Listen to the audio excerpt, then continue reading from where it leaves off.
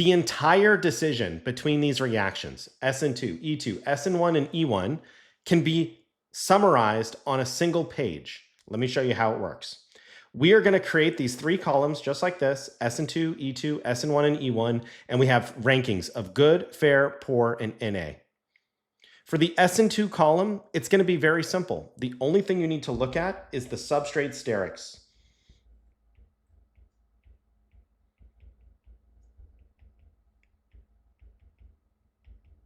Okay, and for substrate sterics for SN2, if it's primary, that means a primary leaving group, and I'll show lots of examples after I go through the table, then that's going to be good for SN2.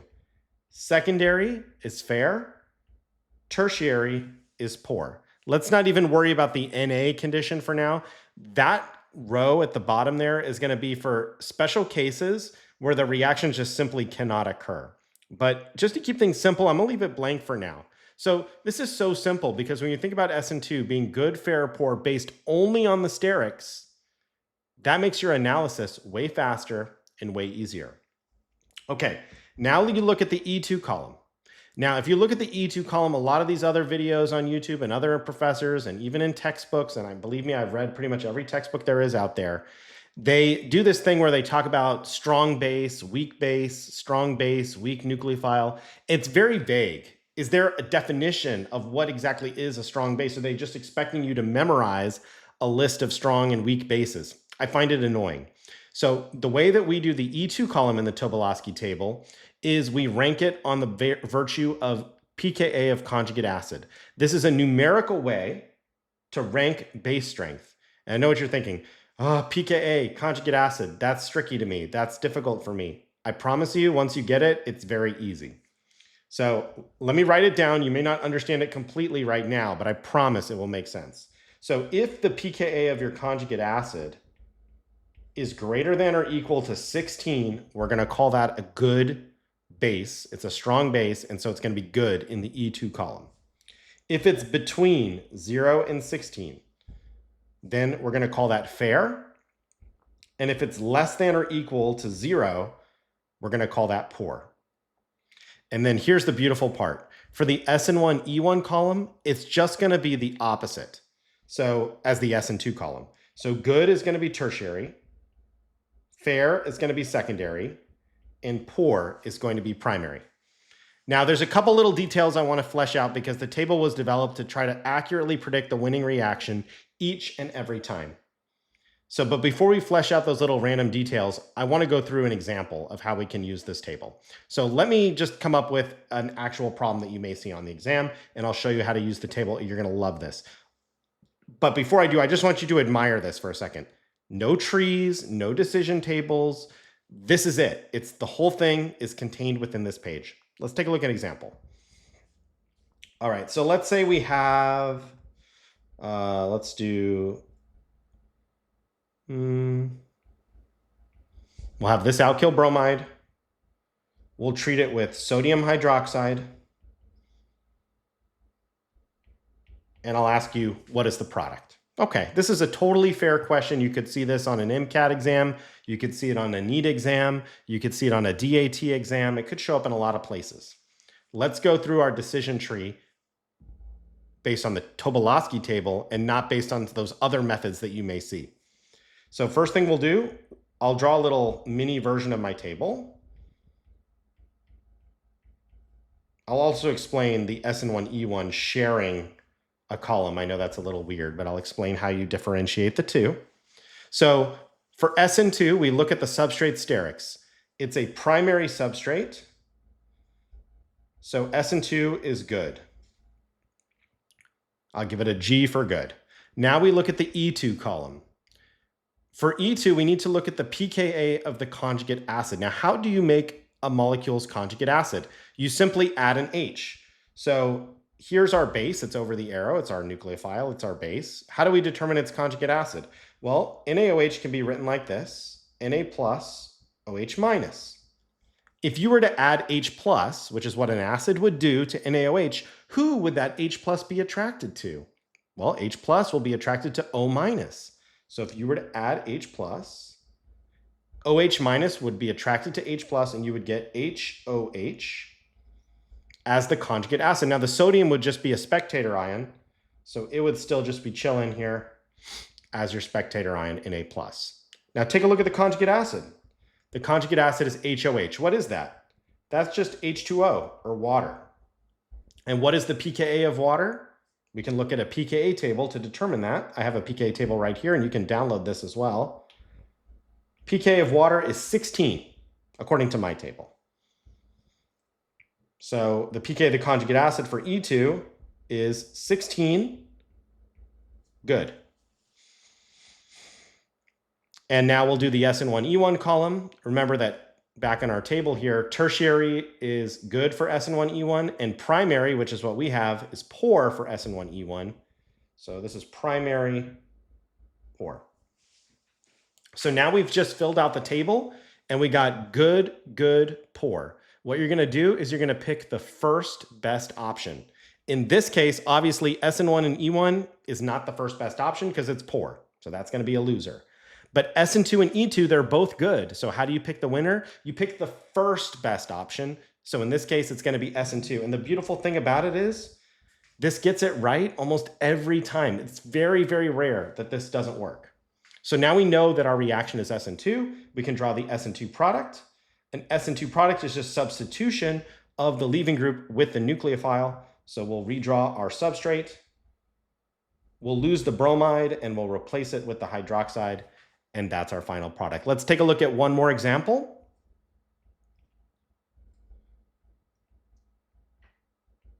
All right, here is another bromide.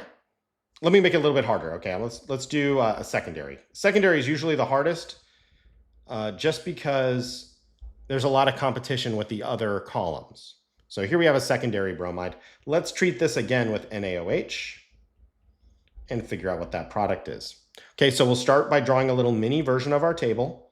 SN2, E2, SN1, E1.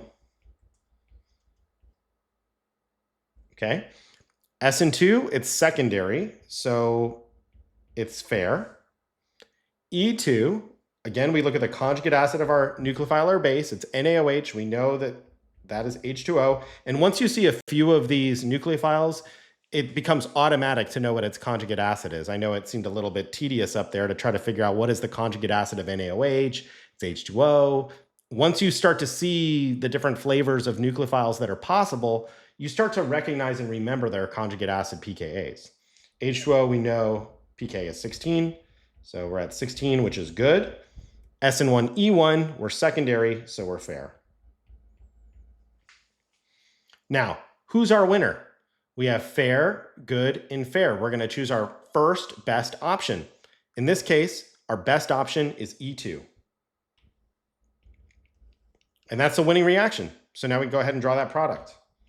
So we're going to do an E2 reaction. That's going to take your bromine, do an elimination reaction to form the double bond. And we're going to prefer to make the most substituted double bond, which would be collapsing that bromine over to the left. Now this video, the main idea for this video is predicting the reaction. So like, is it SN2, is it E2, SN1, E1? It's a whole other subject to talk about, drawing the product of these reactions. And if you're interested in that, I would love to make you a video and explain that to you. So again, if there's any topic at all you need help with, I love helping my students. So just let me know what you're struggling with. I usually can explain things in a way that maybe you haven't heard before, and that extra angle can be helpful to you. But assuming you know how to draw the product of E2, this method will help you predict that right outcome. And let's do one more example just for fun. Okay. Let's take that same secondary bromide. This time I'm going to change the nucleophile up, and we're going to do NaSH. Okay, that's a nice little twist. We're just replacing the oxygen with the sulfur. Let's see how that affects our table. SN2, E2, SN1, E1. Okay, SN2 column, we're secondary, so we're fair because our substrate is secondary. E2, let's take a look at our conjugate acid. Our conjugate acid of NaSH would be SH2, kind of analogous to how NaOH was H2O. NaSH is SH2. Or now we're going to look at our pKa table to determine its pK value because I don't know what that is. So I'll look at my pK table, and the nice thing about my pK table, it's sorted by the element. So we're looking at sulfur-based, and we see hydrogen sulfide here, which is H2S, has that pKa of 13.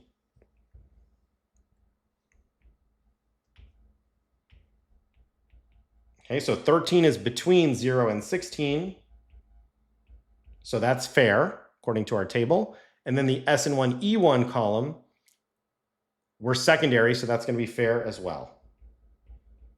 Wow, a three-way tie, but using our method, we're going to choose the first best option.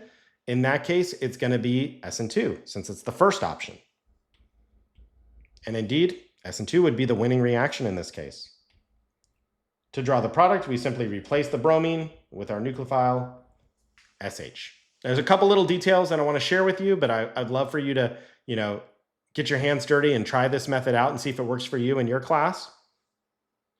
Couple details, though, I do want to iron out. First of all, E1. How do you know if the reaction is E1 versus SN1? So suppose that last column won, and you said your winner, your first best option is SN1 E1. How do you pick E1? E1, you'll typically see that with the condition H2SO4 and heat. It depends, different instructors are different, so it depends on the class you're taking. But number one thing I would look for is this word heat. Typically speaking, that's going to be your trigger for E1 if that column wins. Keep in mind that heat can also be a trigger for E2. So you want to look and make sure that, okay, that third column is truly winning before we go ahead and assume it's E1 with heat. Okay, also the Na column, I wanted to go ahead and fill that in as well. So for SN2, the SN2 reaction cannot occur if you have a bulky nucleophile. A bulky nucleophile would be things like potassium terbutoxide. So that having the terp-butyl group makes it very bulky, or lithium diisopropylamide, also known as LDA. These are the two examples of bulky nucleophiles. I just say, listen, these are the two bulky nucleophiles. They can't do SN2 ever. Also, poor nucleophiles are not going to do SN2 ever. And so what are the poor nucleophiles? They are water, alcohols like methanol, and carboxylic acids. Those are your poor nucleophiles. So they're not going to be doing SN2. And then for E2, the Na condition for E2 is no beta hydrogen. No beta hydrogen. So in order to draw the E2 product, you need to have a beta hydrogen, and also that beta hydrogen needs to be attached to an sp3 hybridized carbon. Otherwise, you can't make the double bond there. So no beta hydrogen on an sp3 carbon. So what would that look like? An example would be, if you have this substrate here. Well, you could never do E2 on this substrate because in order to do E2, you need to remove a sp3 beta hydrogen, or hydrogens can't be hybridized, but the hydrogen needs to be attached to an sp3 carbon. In this case, there is one beta hydrogen over here, but it's not attached to an sp3 carbon, so it wouldn't be a valid beta hydrogen. And on this side, there is no beta hydrogen at all, so you definitely can't form a double bond into that direction because it would be 5 bonds to carbon. So that's the Na condition for E2. There's one more little detail that I want to add, and I even hesitate to add it, but the truth of the matter is that SN1 and E1 reactions can be encouraged by superstable carbocations. Remember, carbocation stability is really important for SN1 and E1 reactions, and if you need help with carbocations, just let me know. But you may recall, if you're learning about carbocations, that tertiary is not actually the most stable carbocation. You can have allylic and benzylic carbocations that are even more stable. But we need to integrate that into our table somehow. So we'll put it in like this: tertiary or allylic, benzylic with a neutral nucleophile.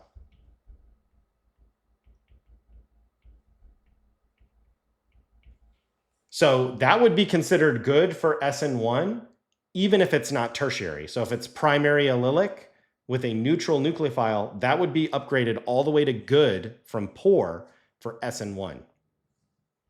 Or for the fair column, if you have allylic or benzylic,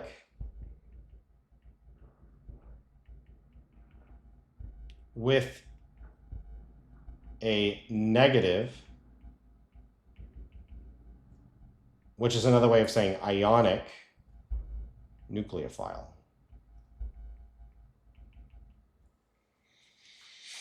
So unfortunately, you do have to add in these additional statements for the SN1E1 column. And the reason for that is these allylic benzylic positions do tend to have some favorability towards SN1E1. So let's incorporate all this new knowledge and see how we could do a very hard example that takes everything in this table to the test. And by the way, there is no NA condition for the SN1E1 column.